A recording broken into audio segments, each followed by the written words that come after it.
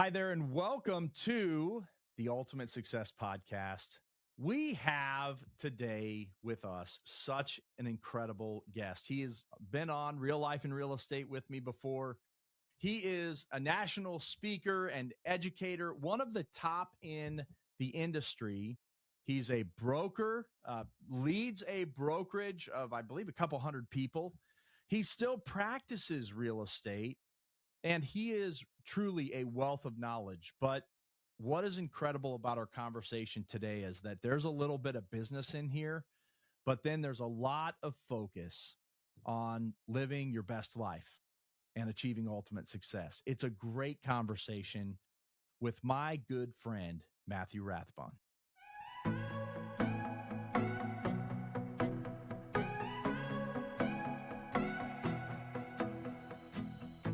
Well, Matthew Rathbun, my good friend, I'm so glad to have you today. Welcome to the Ultimate Success Podcast. Hey, Mark, thanks for having me back. And, we have so many great conversations offline and, at conferences and stuff. It's nice to be here to have it where people can listen in.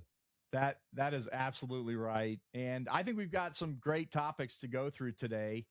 Now, for those of you that know Matthew, look nationwide at the top people teaching AI and listen to podcasts that Matthew's been on recently. There's a lot of talk about AI, but I do have a couple of those questions for you today.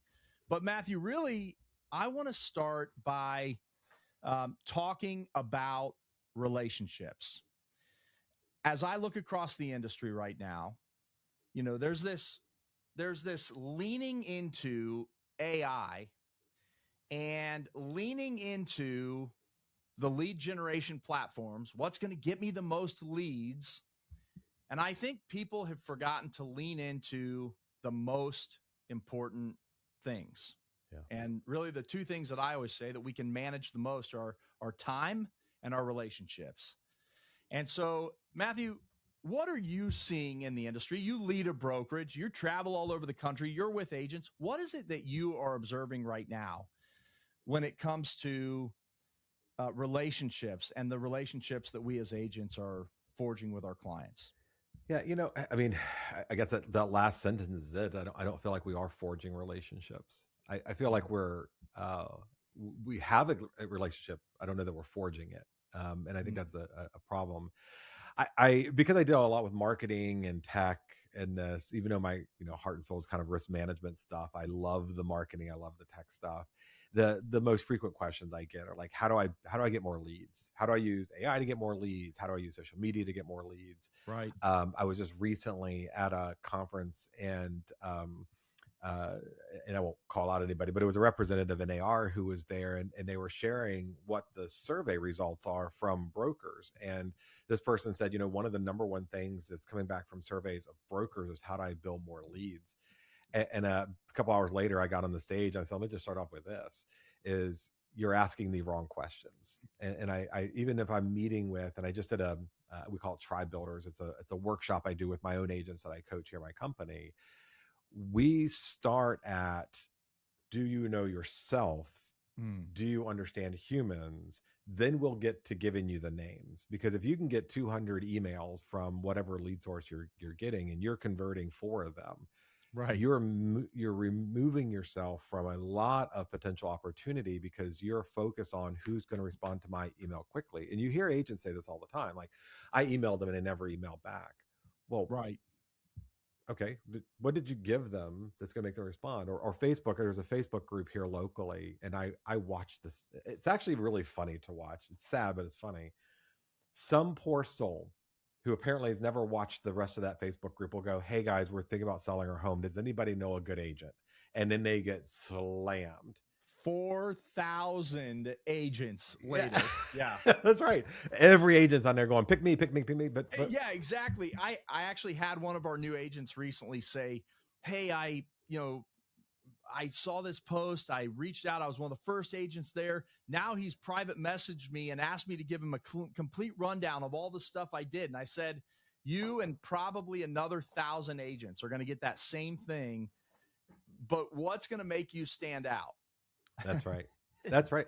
Well, and I mean, look, at least they got a response back. Like one of my agents one of my agents responded to one of these inquiries online, and the response she got back was, "Can you send me a picture of your feet?" So at Oh least my your God. agent got a legitimate, legitimate request. But here's the thing: I watch today, this morning, 174 responses to this inquiry on this Facebook group, and it's about once a week this happens. Yep. You'd think that the users would go back and look at the prior post and write it down.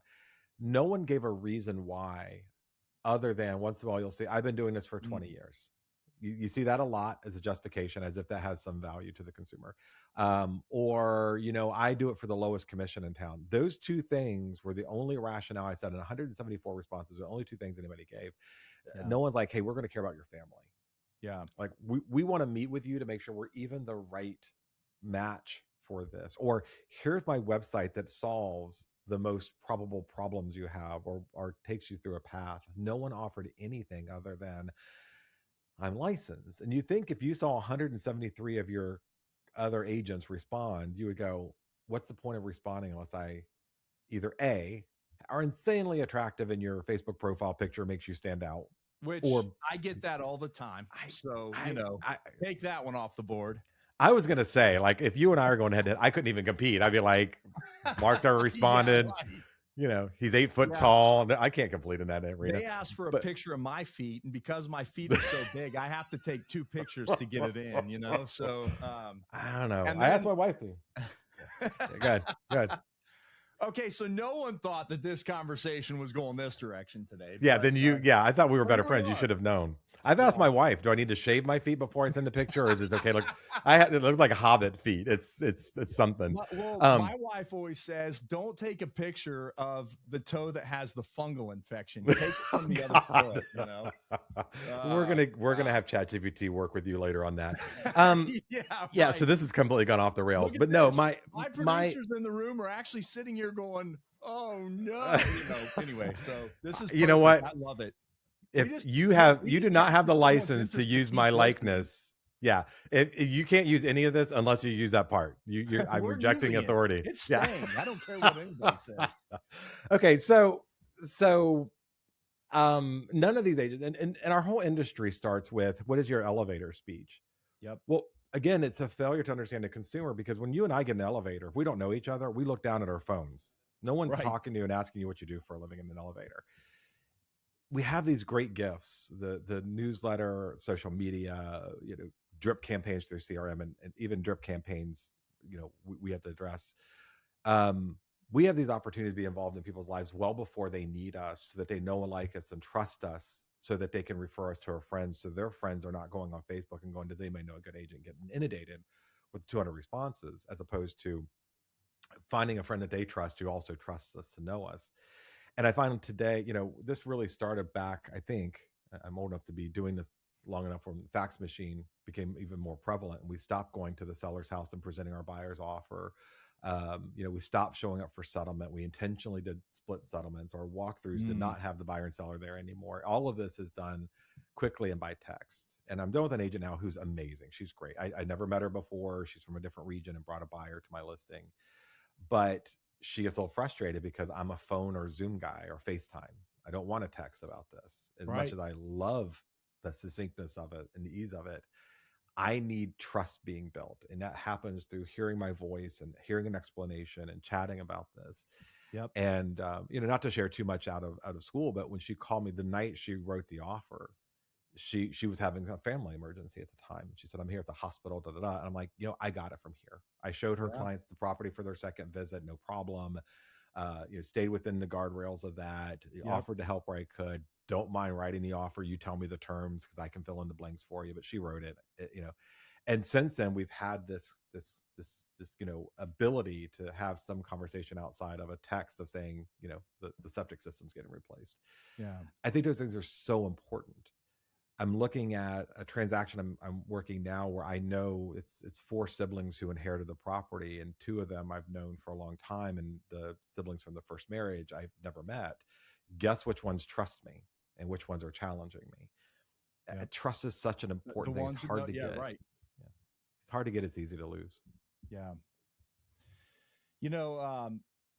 Interesting. One of the points that you're bringing up there relating to an agent that is actually going through something, has a family emergency, is in the hospital. I think sometimes, and I know you see this in this industry, we look at the other agents as, they're just another agent. We're just trying to get to a closing table. And we forget that they're real people too. And I mean, I feel like our clients sometimes forget we're real people, when it's 11 o'clock on a Sunday night and they're like, hey, I really need to talk to you. Can we talk? Right.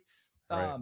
But I think too, agents forget, hey, there's a real person on the other side of this transaction. And that's a critical relationship because we are all on the same team. We all want to get, I want to get my buyers to the closing table because I love their family. I care about their family. And this is their dream. They want to get their sellers to that closing table for the same reasons because they need to get to their next place. And sometimes we forget that if we have a great relationship in the middle, that it makes the whole process so much easier. We're not working against each other. We all want the same things. So I think you brought up a really important point in that. I find myself repeatedly saying this, especially to my own agents when I'm coaching them through a problem. I'm like, well, I think this is why the other seller's doing this. I think this is why the other agent's doing this or other client. I'm like, we go down very dangerous paths when we start assigning theories without fact. Like, the other agent's just waiting down the clock. We don't know what's going on with the other agent's life. And I've been doing this long enough. You've been doing this long enough to know if you actually ask questions. Malcolm Gladwell has Speaking with Strangers is his book. Malcolm Gladwell, Speaking with Strangers. And again, it's a dark book. It's a lot of true, very dark stories. The end premise is most of these dark stories, the officer who kills someone who he thought was a threat, who actually wasn't, the people who were trusted that they shouldn't have been trusted. If you'd asked the right questions, if you gotten to know them, you would have found a different flip side of the story, and the end result of that situation likely would have been different. And even to, again, my own clients, I'm like, and this one transaction I was telling you about, like this, because I feel comfortable with this agent, I'm taking her on face value, and I know what she's going through. Yeah. And as chance would have it, as she's going through these emergencies with her family, my mom passed away a couple of days ago, and I was like, hey, I am on this, but give me tonight. Just give me out tomorrow morning. I'll get back to you. And she offered to me the same thing I offered to her 2 weeks prior, which is, what can I do for you? Who cares who writes the addendum, or who cares? Let's just do an extension for 2 days. But if I just ghosted her without context, she would have assumed we were doing something not right. It would have changed the dynamic of it. But I think hearing people's stories, especially your buyer and seller, is important. I think working to not trying to convert everybody in the first meeting and being excited you're an agent, expecting them to give a crap until they get to know what makes you different from the other 1.4 million realtors that are out there. I think those are important steps that we tend to skip in expediency with the eagerness to get one more transaction closed, but yet we're leaving 20 other ones on the floor because people wanted to work with somebody they had a relationship with. Yeah. Well, talk to me. We all get leads, right? I have a listing right now. Had a lady reach out to me. Hey, I'd really like to see your listing at 600 Claridge. Look, I put it out there. So if you want to buy that property, no, but if it's still on the market. Yeah. How do we take a lead, that, I mean, it is a real person. Sometimes we forget that, but how do we turn that into a relationship? What steps does Matthew Rathbun take to start earning that trust? Yeah, I mean, look, we're going to start with this: is we don't call them leads. It's an opportunity. Right. It's the person who reached out to me, the inquiry. And I'll give you an example. Like I think about what they're asking for, and this is a theory that I have been expressing in a lot of training over time, and it's the more theory. So let's say that listing that you just mentioned, and you get a buyer who emails you and said, hey, can you tell me some more about this property? Which is a very, very common. Buyers don't typically email and ask for a showing. They email and ask for more information. And the agent goes, it's 5 bedrooms, it's 3 baths, it's 2,900 square feet, and it's on 5 acres, and it's got a pool. They knew all of that from Zillow, from Realtor, from Redfin, from whatever it is, from Google, from prior listings. They have tons of data that they can get from there. The more is, what can you tell me that I can't find on my own? Right. how am I going to feel there? Am I going to be safe there? Is there a school nearby? Where are the dog trails or the hiking trails rather, in the dog parks? That's the more part. And it really takes you a minute as an agent to go, I need to think about the human on the other side of this, not the process. And if I'm thinking about the process, if I'm thinking about the human rather, I should anticipate as a listing agent that I'm going to have a buyer make inquiries about a property. If I'm doing all the marketing correct, it's going to happen. And I'm going to pre-write, or in this case, especially now, I can go to I use Claude or ChatGPT or Gemini or whomever and go, well, who is the most likely buyer for this home? What are some of the questions they are more likely to ask that isn't in a typical listing? Help me construct a templated email to respond to things that they could not normally find online. And if you're using your AI partner enough, it knows you, it knows your voice, it knows what you're anticipating, it anticipates what you're asking. And it's going to help you to create more meaningful. Now, before AI, I just did this on my own. I knew the likely age of the buyer, where their family life was. I'm very big into consumer personas, where I build an artificial story about real people. Yeah. And then I go, what would they look for and find valuable? And then that helps me create maps. Like I use mymap.google.com, which is totally free. Okay. Mymap.google.com allows you to create custom maps. And so each of my listing has my favorite restaurants, my favorite hiking trails. Wow. It has, and because it's Google, Google has the reviews, Google has their contact information, their hours of operation. I just spent 10 minutes maybe building this map that I can share with potential buyers or people who are relocating the area. Yeah. I know that the humans, when I go to post, only 2 to 3% of my audience may be looking to buy or sell at any given time. So what is interesting to the other 97%? Yeah. Again, you can do it on your own, or you can ask AI to help. I have a prompt that runs every morning at 6 o'clock on Claude, and it can happen on ChatGPT. Give me 2 activities that are family friendly this week that are happening around town, and using my voice, create a template for a Facebook prompt. So my Facebook messaging is about here's the wine festival, here's the concert in the park, here's the Shakespeare in the park, whatever it is. And I can share that stuff on a routine basis. And sometimes it doesn't fit my vibe. Sometimes it's maybe political rallies, and I never post about that kind of stuff. Right. But I'm building an audience that gets to know me as a local guide, and they start asking questions even when it's not time to buy or sell. Yeah. My website has a checklist for young ladies who get married after, where do they go to change their name? That's a resource for where they are in life. I have resources for the local library for kids who may be struggling academically that are completely free and people don't think about. I have blog posts about free tools you can put on your Wi-Fi system at home so that your kids can't get to adult websites, or you can get alerts, or you can turn them off. Like that kind of content is about the human experience, so to speak. And so when it gets to the actual inquiry and them coming on and saying, we're thinking about buying, or so-and-so referred us to you. There's already trust because someone they trusted referred me. I've got a whole client journey. If you're a new construction person, I've got a ton of new construction resources. If you're a short sale, if you're an estate property, if you're just a traditional buyer, if you're a military, it is a curated response to some of these groups with a long marketing process and a CRM that I can automate and make personal to them. My newsletters that go out every month are worth reading and have very little to do with real estate, and that's why my open rate is 58%. The average in the industry is 14. Yeah. There's about 14,000 people in that list, and they're not all going to be buyers and sellers. And some of them, a lot of them are agents just checking out what I'm writing, and I'm okay. You get that too. Yeah. But I always think first about the human side of it, and then the sales part comes later. So, man, honestly, great show today, Matthew. Thanks for being with us. I mean, like, I just took so many notes there, and I'm like, okay, at this point, I need to just listen and go back and listen again and take all my notes, because you gave so many nuggets. And I've heard you talk about some of this before, but what I'm guessing is that this isn't something that AI taught you. This was something that you've been practicing since before AI was even a thing. 100%. I mean, this is I'm 24 years in now. My second year is when I started saying, I think I'm going to do this for a career. Like I'm not doing this just so I can go back to school till I find another job. And I went to a GRI class. It was about business planning, and they made us sit down, and everybody rolls their eyes at this, but they made us sit down and go, we're going to give you 20 minutes, come up with at least the structure of your mission. Who are you? And I knew everybody around me was going to be like, I want to make money. I want to be a number one producer. And I never had a desire to be a number one producer. Yet I was, before I got into being a broker and leadership, I was number one in my company.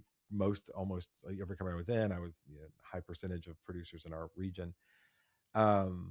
And I never paid attention to the awards. Quite honestly, the association would give an award. It went in a box. They're still in the attic. I have a couple like Realtor of the Year and instructor stuff that is on a shelf here, but all the production stuff went in a box and didn't care. What I cared about was those moments when, and I remember this happened very early on. That first year, I wrote my mission statement was to gain knowledge and share knowledge to the benefit of those who trust me. And that worked for anyone, right? AI didn't write that for you? Nope, it wasn't around back then. You'd think, but I had to do it. Man, they had paper and pens. Like it was the dark ages. Okay, wait. Well, it was crazy. We'll put definitions in the show notes of paper and pen. No, okay, I love it. Yeah, it was a 3-ring binder, but it was to gain knowledge for the benefit of those who trust me and share knowledge for the benefit of those who trust me. And I'd always back then go, I want to be in a leadership role. I want to teach other agents what I was doing that was working. Because I saw so many agents were out there just thirsty for the next name. Give me a name and I'll go work it. I'll work it to death. And I'm like, yeah, but you didn't earn the name. And now agents, and no offense to anybody who's listening to this, who's paying for leads, but that should be a short-term approach because you're paying for someone else to do the nurture journey and there's no loyalty there. Right. And you can pay a premium and be at a deficit at closing because of what you paid versus your time and effort to pay some third party to just give you a bunch of names instead of spending a little less time building stuff that stays longer in the shelves, videos and social media content, all the rest. This started way before AI, but I will tell you, AI is expedient and made it more expedient. But AI only works with the information you put in. So I had to build into AI. This is my heart for my clients. I want to be the guide. I don't want to be the hero. Right. And that immediately started changing even the output for AI, just that one. And it's in my profile for AI, like what it pulls from to give me content is I'm a guide, I'm not the hero. So, and it'll remind me that. So with you saying that, obviously you and I are both fans of Donald Miller, right? And you're very speaking much. Some Donald Miller language. Yeah. So maybe take a second for the audience that's not familiar with building a story brand, or, Donald Miller's changed his podcast name like 8 times. I still listen to it. I think it's Building a Story Brand 2.0 or something right now. But can you break down a little bit of that hero versus guide and the problem? What does that look like for us as agents in real estate? Yeah, I'm trying to quickly look up the name of his current podcast, I think it's Building a Story Brand 2.0, and I don't know about the podcast. Yeah, the new book is Building a Story Brand 2.0, which is the old book just with AI integration in it. Right. So if you've read one, you've read the other. And they also have Building a Marketing Plan stuff. But it's Building a Story Brand by Donald Miller. He really doubles down on this. I mean, like this is the whole premise of his marketing is you have to understand the person you're trying to target and not target everybody. Yep. And your role is to offer yourself as a guide to them. It doesn't mean that they're not going to ask. And my clients do. Like, thank you for laying out these 3 options, but what would you do in this situation? That's the trust moment. Yeah. But when they got the options for you, but they've put themselves in a position where they believe that you have their best interest, and what you tell them when they ask you, what would you do, is the right answer for them. And this is especially true as our consumers get younger. That we're working with is they are very insecure about making expensive financial mistakes. Their mom and dad, they thought were very, very secure in their homes and then wound up short selling it or getting foreclosed on. Yeah. Not that many years ago in their mind when they were little, 8 or 9, and now they're getting into the age where they're buying homes. When we look at data and statistics, and I'm a very data driven person, 40 years of age is our new first time home buyer age. The seller is now staying in their home for 11 years. And so you have to have a long communication program and nurture journey for them. And so you've got 40-year-olds that sound like they're older, but when you think about it, and they're still of a generation that doesn't really have a lot of dads in their lives, or moms in their lives, maybe for that matter. They don't know how to fix things. Mm. The average American under the age of 60 doesn't have even $1,000 in savings and couldn't get it together in a month's time if they had an emergency. And so that buyer who's scraping everything together with a very expensive life is going to be a little bit more cautious about buying a home where the septic system is aging or the roof Yep. is aging, because they don't have the money to fix it and they don't have the skill set to do it. Yep. When you start thinking about them that way, it starts to make a whole lot more sense about some of the challenges that are coming up in our transactions right now. And so over the years, I've just thought about the times where I was sitting in a car and my client sitting with me who seemingly has his life together, and he gets the call that his dad just passed away that he was really Mm. close with, and he's breaking down. Or the family who seemingly have their life together, but they have one child with some demons in their life, who now may be spending a little bit of time in prison for something they did, and they have small kids that mom and dad have to now take on and take care of for a few years, and the Mm. 55 and older community is not going to let them stay there. Their stories are what drives my next marketing campaign, my next nurture journey in a CRM, my next social media post, is being sensitive to those things. Mm. And that's how I've built a pretty strong brand. And I do the same thing as a broker. Doesn't mean I don't get frustrated, but it means I try to understand first and then respond second. Yeah. So this has been great conversation, and everything that you're saying, I would echo, except that you say it way better and you're way smarter than I am. So That's true. No. So that's why I like having you on the show. I do want to switch gears a little bit. Um, you actually mentioned your mom, and Yeah. here you're on the show here just a few days past losing your mom. And I think this could be an important conversation because there are a lot of women who listen to this show, but really we are a female dominated industry, right? Sure. So a lot of female agents out there who are moms.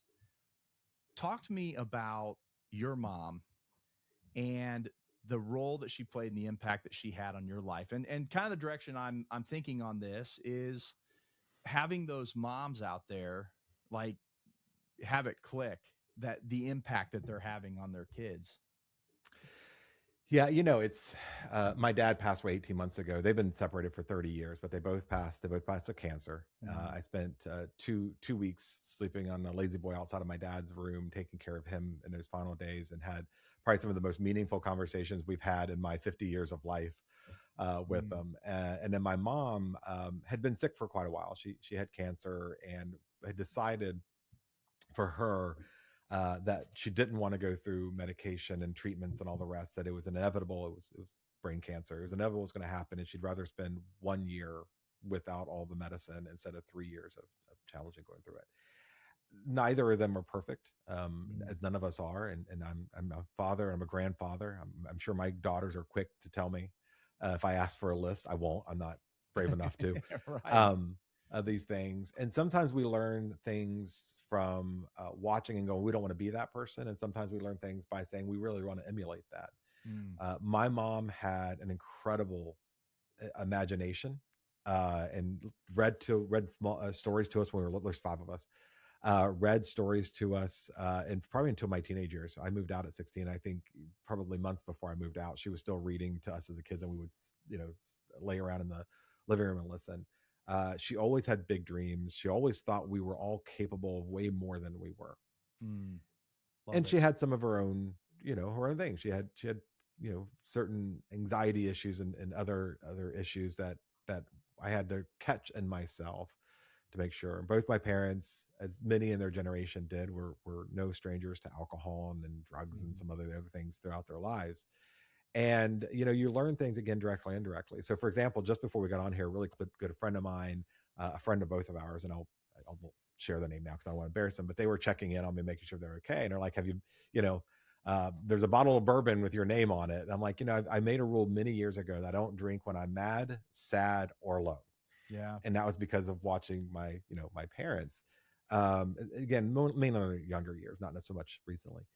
And so you learn again from both of those. Mom was, I will tell you, as friendly as she pretended to be, if you said something about one of her kids or she felt any at all tact, she would. I mean, she was fierce, Yeah. almost feral about that stuff. And I learned to like protect family. That was a big takeaway from that. Mm. Was she sometimes would be a little too quick to be offended. Like when my school teachers would send postcards, and this is I'm sure you got this too, Mark. At least one of your teachers must have wrote, talks too much, Yeah. can't be settled, disrupts other students. Actually, And I'm like, it was the principal that would usually write those notes to my parents. So, you know.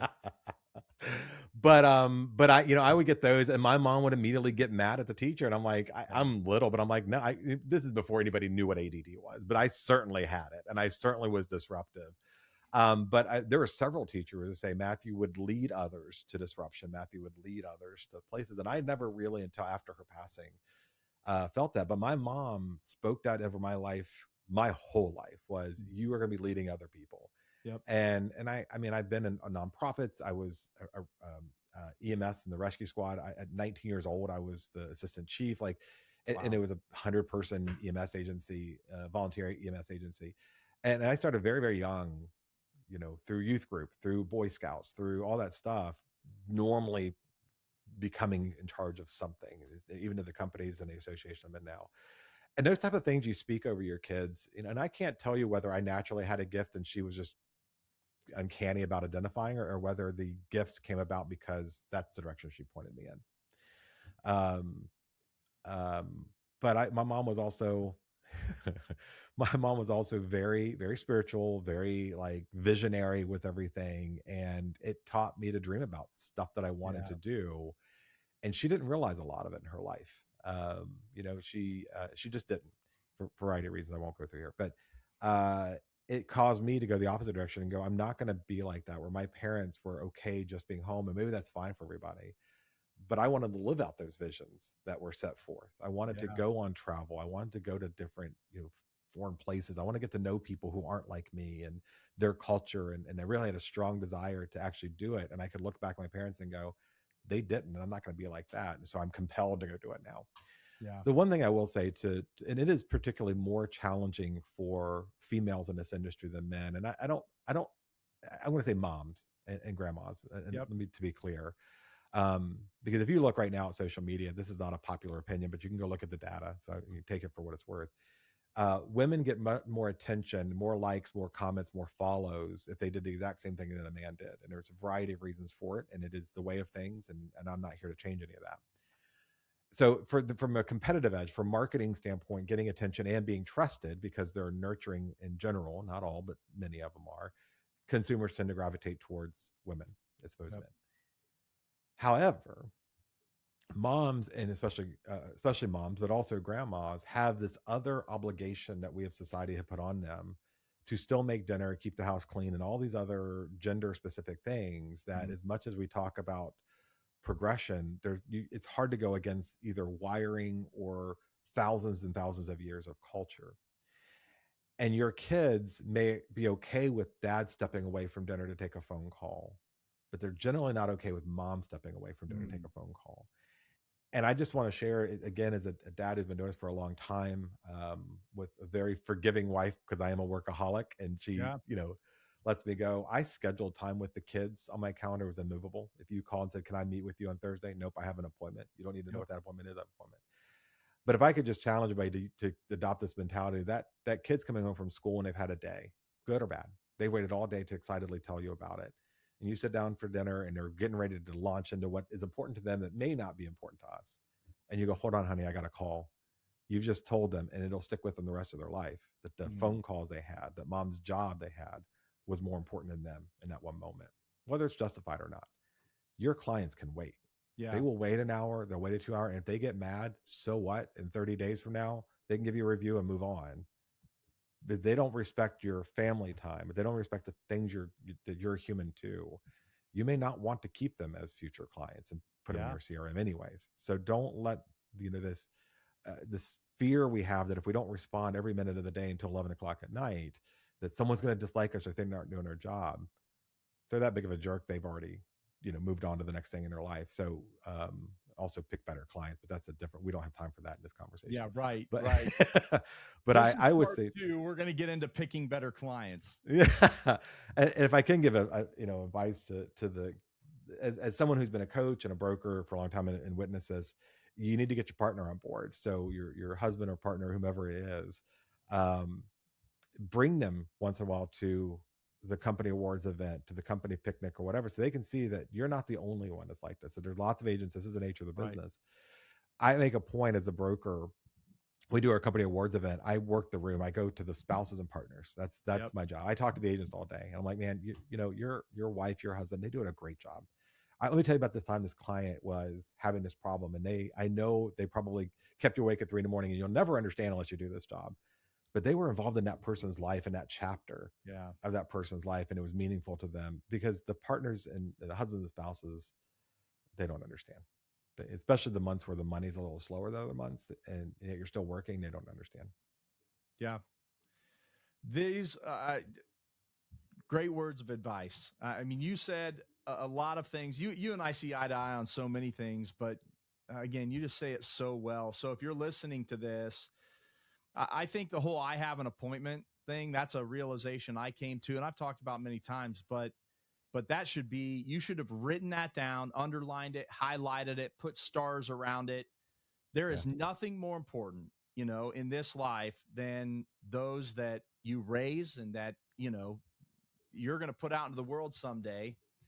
And so I wholeheartedly agree that you have to keep those appointments the most important. In fact, going back to one of our episodes recently, we had my daughter on talking about her experience growing up with an agent in the house.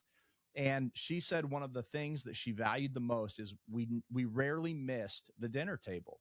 Yeah. Like, we had dinner as a family every night. And that's something I didn't take credit for it. My wife has been the driver of that. She's put dinner on the table, and not like eat now and warm up dad's dinner later. She's always been good about communicating. What time are you going to be home?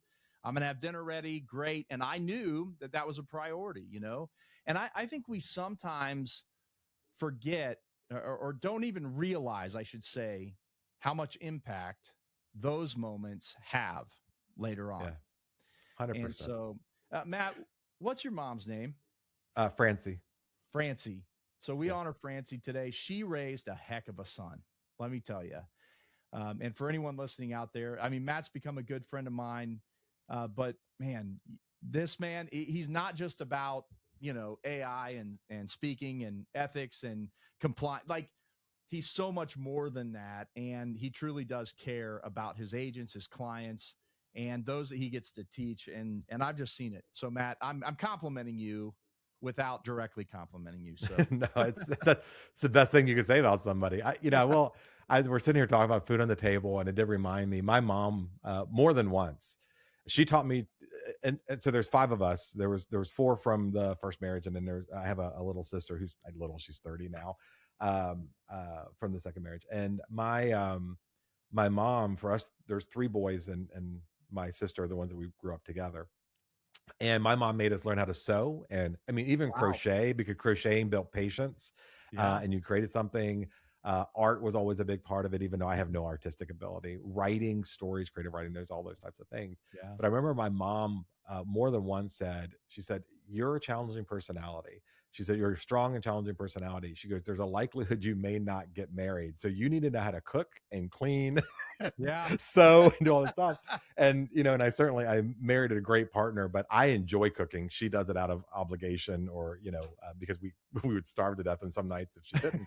And of course we become empty nesters, and now we'll just order out because we can, all of a sudden you have all this, you're a millionaire once the kids move out of the house. That's crazy. Right. But I did learn all those skills, and at the time wasn't super excited to learn how to cook and clean, and we had chickens and a yard to take care of, all this stuff. But my dad was like that too. My dad was his mom, who was she was a nurse. She was actually at Pearl Harbor. She played the piano. She sculpted. She was very, very artistic. She cooked. She had beautiful gardens. She also took her boys out and taught them how to kill deer, and how to skin them, and how to prepare in the woods, and how to do all this stuff, because her husband was in the military and in Korea and all this stuff. And so, we never, none of my dad or mom ever stuck with traditional kind of, this for household stuff, that there was a split of by gender. Now, my dad was the breadwinner. He would go out and work, mom didn't. But when it came to coming home, you did stuff regardless of your gender to keep and maintain a home. And I very, very thankful for that years later, because I don't feel like I've ever just abandoned my wife to do that kind of stuff. And again, my wife's 5 foot nothing and 100 pounds. She can't put fitted sheets on a bed without help, because it's hard. So, but she can do everything else. That's the only thing I think it's a limitation for her. But we did the same thing with our girls. Like, you have to be, especially in this culture, you have to be independent. You have to be able to take care of yourself. We get married for life, but we only get married for love. We don't get married because of dependency, because that becomes dangerous. And so, mom instilled that in me, that you got to be independent and then get married if you want to. And then I got married at 18. We've been married for 32 years. So I just found that early on and was lucky enough to do that. But so how do you maintain a healthy marriage in this business? That could take us down a whole nother rabbit trail, but I want to know your quick advice to anyone listening. How do you maintain a healthy marriage and be a realtor at the same time? Separate bank accounts. No, I'm kidding. I'm a little bit kidding. I do have my allowance. She has access to everything, but I have my allowance. Look, I can't answer the question without telling a bit of a story, and that is that it wasn't always a great marriage. Our first 5 to 6 years were very, very challenging. Again, we got married at 18. About 5 years later, started having kids. I was working a job and a half at the time. Well, really 2 jobs if you look at it, and we were just not getting along. And it was very, very challenging, and we separated, and I was an idiot, and was just like, I'm going to do all this stuff on my own, and I made a mistake.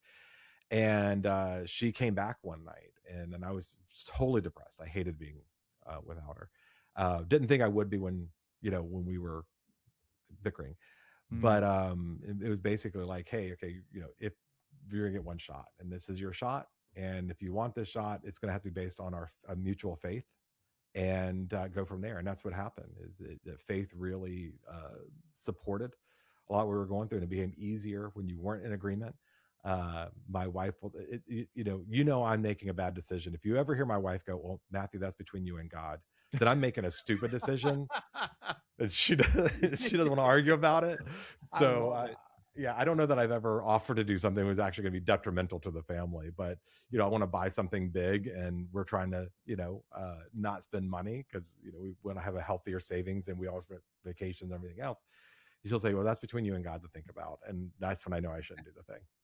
Although I did go buy a wood splitter for the one tree every 5 years that falls down on my lot, because wood splitters are amazing. Yeah, but they're so much fun. And they're, I mean, not that they're fun to use or anything, but they're so much fun. But anyway, so I mean, I think, and in this industry, a big part of it was I respected when she would. She's not a gentle nudger. Like, she straight up speaks for herself. She's bold, but she would say, hey, you know what, you've been on the road a lot, or you haven't built time in for family, or you're missing an opportunity to go play with the grandkids or the kids. That's a voice. Sometimes God speaks to us through something other than a brick wall.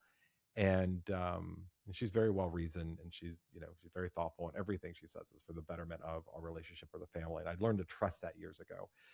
But I also have to say, there's not a damn award or trophy out there that is worth sacrificing your relationship with your family over. And I've watched way too many agents chasing after another top producer award or trophy, or going in another conference with someone that they're just friends with and shouldn't be. And they sacrifice a really good relationship because they want to go out there for one more contract, one more deal. Yeah. There's no reason to be profitable if it's not to share with your partner. There's no reason to be successful if it's going to sacrifice your happiness at home. It's just not worth it.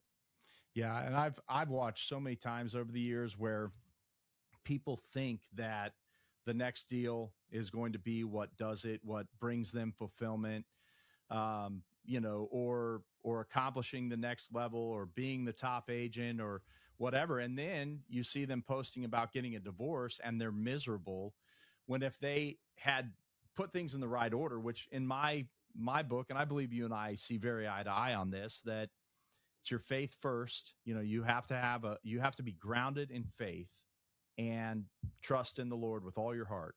And then, your family. If you focus in that order on things and you put things in the right order, and then let the business come, it's amazing how much more fulfilled you are. And I'll tell you, Matt, I mean, my marriage, I've had points in my marriage where it was like, because I was a workaholic, it got tough, ended up in counseling, had to come to terms with being a workaholic and realize that I wasn't prioritizing my wife at all, and she was like on the back burner and I was just counting on her to be there. And it was when I shifted things that everything changed. One, actually admitting to it, understanding it.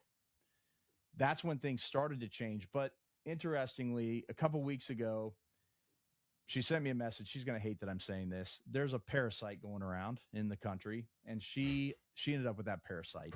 So she texted me that she was having crippling stomach pain. And I went to my assistant. I said, cancel the rest of my day. I'm going home. And there was a time when I would have just let her be at home and not said a word, but now, because I've ordered things rightly, my faith, and then she is my my faith in God and my wife are my priorities. And especially as we're getting closer to the empty nest phase, I see it more and more. Now it's like there's nothing as important as me going home and taking care of her. Right. And I think when we're younger, though, and we're young go-getters and entrepreneurial, it's really hard to be like, I know you're not feeling well, but man, I'm right in the middle of this really important deal. And then now, as you get to our age, you start to realize it really wasn't that important. It was fleeting, but 100%. I'm still with her, right? It is, and brokers get in the same trap, right? We have to be all these things to our agents, and you're walking with this weight of the world, and you're walking with this stress, and not sharing the stories with your partner can be why. Like again, if you don't live this life, you don't understand it, right? You don't, because it seems, quite honestly, so much of what we do in this industry is superficial. The social media posts are often like, the agents who post, look at me, I'm still working while on vacation. What I'm seeing is going, okay, so you haven't created the systems and tools and resources on a support system in your brokerage you need so you can go take a week off with your family. Right. What I see as a broker is when I see that agent sitting with their laptop by the pool and they're in Maui and they're doing whatever, and they haven't done that in my company, I'm reaching out going, what can we help you build? Because you're sacrificing something.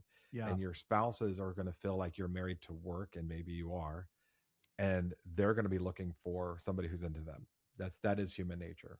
So give me some as we kind of bring it to a close here, give us some last advice on that. I'm an agent. I'm going on vacation. What do I need to be doing right now, today? You're advising me on building a career that's worth having and actually going on vacations that I can enjoy with my family, the most important people in my life. How do I do that? Yeah. Okay. So look, there's so many. A CRM is a system, but it's not the only system. So a CRM having, like I use Notion as my second brain system. So I have checklists for everything. I have automation for everything. I put it in a system and it does all the things it's supposed to do as best I can. And then having the buddy, there's got to be somebody in your company that you will cover for you for a week and you'll cover for them for a week. And if I look and go, I know I'm going, what are we on? We're at the end of July. If I know I'm going on vacation, I'm actually going on a camping trip next weekend. And if I'm going on vacation next weekend, I'm not taking any appointments or any business that is going to require me to last minute anything. I will refer it out 30 days in advance. I'll 50 the workload with another agent and compensate however you compensate 30 days in advance, because it requires some planning. Because that time with my partner, that time with my kids, that's got to mean something. They have to share me through the rest of the year because we don't work 9 to 5 jobs. They should get me for that cruise or whatever it is. And I will tell you, this took a lot of time later in my career. I wish I had learned this much earlier. Somebody had told me this much earlier, that I should plan a month in advance. And you'll see agents all the time. It's happened to us. It's like, oh my gosh, all you need to do is go on vacation and the whole world explodes. It didn't. That's your normal life. But you're trying to cram in 2 weeks worth of work beforehand. Those are normal things. You've chosen to let that new listing come about because you're afraid to lose it, as opposed to having someone in your firm who can split that with you, having a transaction coordinator to do the paperwork, and somebody else to back you up on a few questions. A week is not a very long time. If you can't find a system, whether it's a transaction coordinator that your broker offers, or as a third party you hire, or My Outdesk, I think, still has virtual assistants. If you can't turn stuff over to people, it's because you didn't have the right organization and system in place. Because my transactions, if I get hit by a bus tomorrow, Mark, you've never worked in my company system, and I promise you can go look at all 3 of my active closings happening, and you wouldn't be lost. Everything is documented as if it's for a third person. So next thing is I need all of your logins. Go ahead and no, I'm just kidding. Man, I would love to get into your third brain. No. Matt, let me, I've asked you these questions before, but as we come to a close today, I always ask 3 questions. There's people listening who haven't heard you before. So I'm going to ask again, and we're going to see if they were the same as they were the last time that I interviewed you. But I want to know, who's had the greatest impact on your life? The person that you would say, if it weren't for them, I wouldn't be doing what I'm doing today. I mean, I feel like I'm compelled to say my parents, for right or for wrong, right? But both my parents were insanely supportive of everything I wanted to do, even when it wasn't stuff they necessarily would want to do. But I think outside of parentage, and I think that's from a lot of people, the person who's the founder of the company I work for now is the one who's probably given me the most opportunity, most potential for growth, handed me a lot of trust, and also indirectly, like, he would never consider this, he would never take credit for this. I've given him credit for this before, and Kevin Breen is the founder of our company. But like, even now I picked up golf, and even in that, he comes out and coaches me on golf. He quietly reminds me when I'm more irritated at something than I should be. I'll get irritated at stuff. I'll get irritated at him for not being irritated at stuff that only affects him. Like, how are you so okay with this? But I would say he's probably the outside of for in the business world. And then a pastor who actually Dell just recently retired as a pastor for personal life, because it was very real. Like, he'd sit down, we have a beer, we talk about life. I could say whatever I wanted to him, and he would tell me whether I was being a jerk or whether maybe that was valid, but you still have to work on it, kind of thing. So I would say those. It's never just one, but those, for each stage of life, those would be the folks. Love it. Okay, so give me a life lesson that you have had to learn the hard way that you wish someone had told you sooner. Oh my goodness. Well, I mean, a lot of what we just talked about, I wish it had been instilled on me earlier on, that there's never a moment of my family life should have been sacrificed for my professional life. I wish someone had said that much earlier on.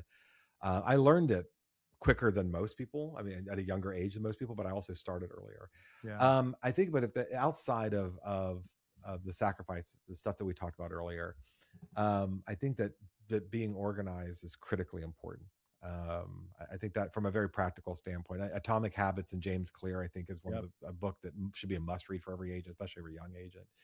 But that, being an ADD minded guy, that having systems and being organized was the most practical thing I wish I had learned even earlier than I did.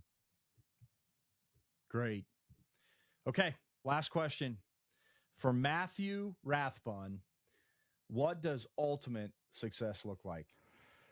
Oh my gosh, legacy. And I'm interested, because I don't think that any of these answers today are the same ones I gave you the last time we talked. I don't think it's even remotely close. But maybe something we'll post out there will have your answers matched up. We'll see. Yeah, your producer of aesthetics will go back and look at this, and that's right. Say, and you'll probably look at me and you and be like, do we have to post this one? Yeah, I don't think we're going to post this episode.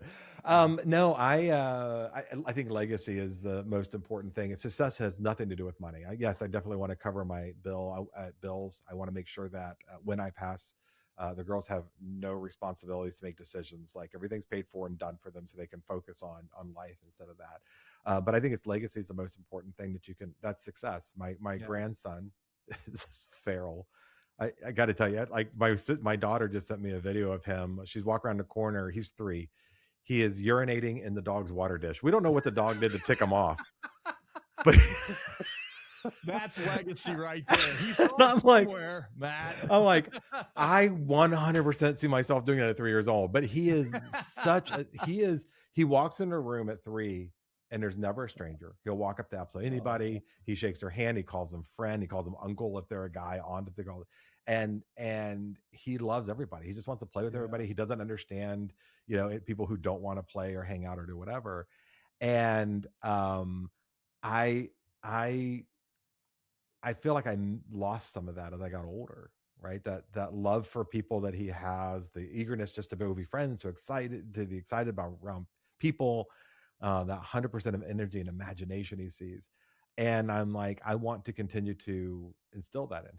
I remind my daughter, like, that's his discovery process. My granddaughter's 1, and they want to touch everything, and they want to go do the things they're not supposed to do. They want to go climb a tree. They want to go see how that machine works, the record player works, and everybody's worried about it getting broken. I'm like, I don't care. I'll buy another one. We've had some success in our life. I can buy another record player. Let him discover things. And so if I can sit here now and start to tell my daughters and their husbands, let your grandkids explore, I also can go by and this is not intentional. This is just happening. I have 3 son-in-laws. They're very, very different kids. I have a nephew who he and his there's a long story there, but he didn't my brother wasn't very involved in his life, and he's now reemerging in his 20s, early 20s. And like this weekend, I just said, all of us, I got my other brother and his son and these son-in-laws, and said, we're going to Bass Pro Shop because most of you have never been, and we're going to go camping, and you need to get stuff. And also Bass Pro Shop's an amazing place. It's as expensive as Disneyland, but it's right here. Absolutely. And that to me, that's legacy. Every moment I'm spending showing them how to be free to freely give a gift. If there's something I have in the house and they need it, they're going to have it. I'll go buy another one because that also gets me the newer version of it. But how to treat their wives, my daughters, how to treat their sons, how to be open with family, things that we didn't necessarily do growing up, but I've learned along the way. That's legacy. To me, that's success. I don't care about how many houses I own. I don't care about how much money I'm going to make. I don't care about cars or what style they are. It's about what's going to happen after I pass. Will the things that I had learned in life be worth the lessons we had to pay to get there as men and women, so that our kids don't have to carry that burden by having not known or make the same mistakes? So legacy is the most important success metrics. So good. That's what ultimate success is. So while I have you locked in and we are recording this, because there's so much that I would love to get to that we didn't talk about today, will you promise to come back? 100%. Well, you and I are going to have conversations offline, but I 100% will have that same conversation online. So there's people in the room that have heard it. The audience has heard it. And I know the audience is going to want you back anyway. Matthew, I admire you. I look up to you. You're a friend. And I think you're amazing. So thank you so much for being with us today. And I look forward to next time. Yeah, right back at you. I love what you're showing, your company and the leadership you're showing, and with your family, and having these meaningful conversations. It makes it different than a lot of the content that's out there, and that's important. Important to be different. Important to have real conversations. Thanks so much for having me. Hey, thanks, Matthew. Bring me on. Well, I hope you feel the same way that I do about that conversation with Matthew. I'm just so inspired every time I talk to that guy. And what I find, and as we've actually been talking about here in the room after we ended the recording, is that he says a lot of the same stuff that I think. He just says it so much better.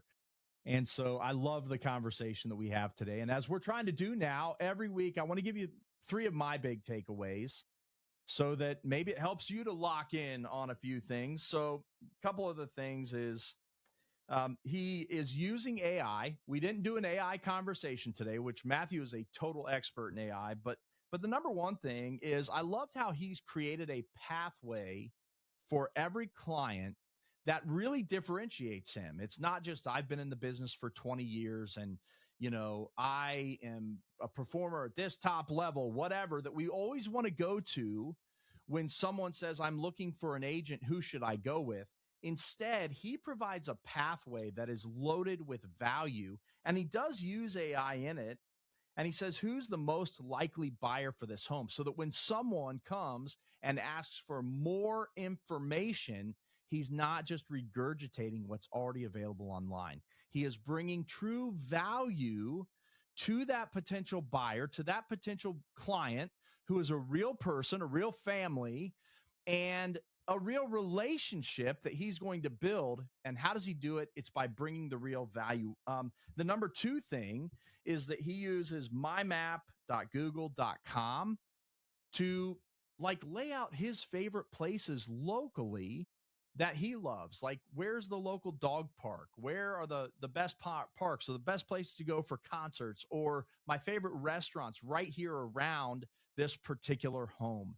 And that's the part of that extra value that he's providing with that map. So I'm calling that my number two, but there are really so many more things. My number three, Matthew is a reader, and he's such a wealth of knowledge, but I think it's because he's constantly learning and consuming and growing in that knowledge. He gave 3 books today that one I have not read. I'm going to go back. It's Speaking to Strangers by Malcolm Gladwell. So that one I'm going to check out. I think that was a great recommendation.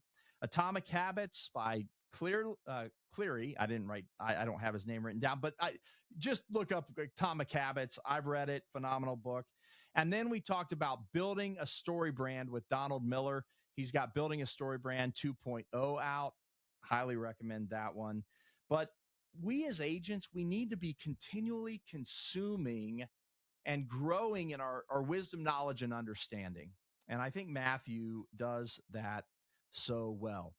I also loved that he talked about sitting at the dinner table and not answering the phone and being willing to tell a client that I have an appointment. If you've listened to this show for any time, you've probably heard me say that as well, because there's nothing more important than the people that are around you every day, your spouse, your kids.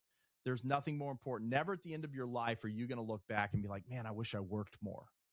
But you will say, I wish I had spent more time at the dinner table with my kids and with my wife, right? So big takeaways from today. Great conversation with Matthew.